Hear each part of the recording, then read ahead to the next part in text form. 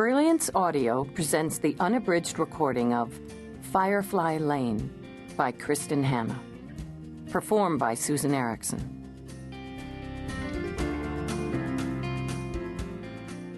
This book is dedicated to us, the girls, friends who see one another through the hard times, big and small, year in and year out. You know who you are. Thanks. To the people who make up so many of my memories, my father Lawrence, my brother Kent, my sister Laura, my husband Benjamin, and my son Tucker. Wherever we all go in the world, you are in my heart. And to my mom, who inspires so many of my novels, this one most of all. The best mirror is an old friend. George Herbert. Chapter 1. They used to be called the Firefly Lane girls.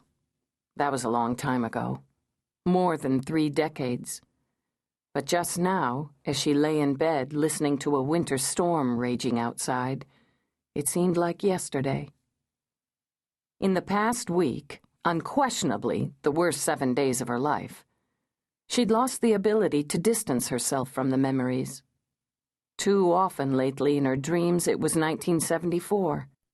She was a teenager again, coming of age in the shadow of a lost war, riding her bike beside her best friend in a darkness so complete it was like being invisible. The place was relevant only as a reference point, but she remembered it in vivid detail. A meandering ribbon of asphalt bordered on either side by gullies of murky water and hillsides of shaggy grass. Before they met, that road seemed to go nowhere at all. It was just a country lane named after an insect no one had ever seen in this rugged blue and green corner of the world. Then they saw it through each other's eyes. When they stood together on the rise of the hill, instead of towering trees and muddy potholes and distant snowy mountains, they saw all the places they would someday go. At night, they sneaked out of their neighboring houses and met on that road. On the banks of the Pilchuck River, they smoked stolen cigarettes, cried to the lyrics of Billy Don't Be a Hero, and told each other everything, stitching their lives together until by summer's end, no one knew where one girl ended and the other began. They became to everyone who knew them simply TullyandKate. And for more than 30 years, that friendship was the bulkhead of their lives. Strong, durable, solid. The music might have changed with the decades, but the promises made on Firefly Lane remained. Best friends forever. They'd believed it would last, that vow. That someday they'd be old women, sitting in their rocking chairs on a creaking deck, talking about the times of their lives and laughing. Now she knew better, of course. For more than a year, she'd been telling herself it was okay, that she could go on without a best friend. Sometimes she even believed it. Then she would hear the music. Their music.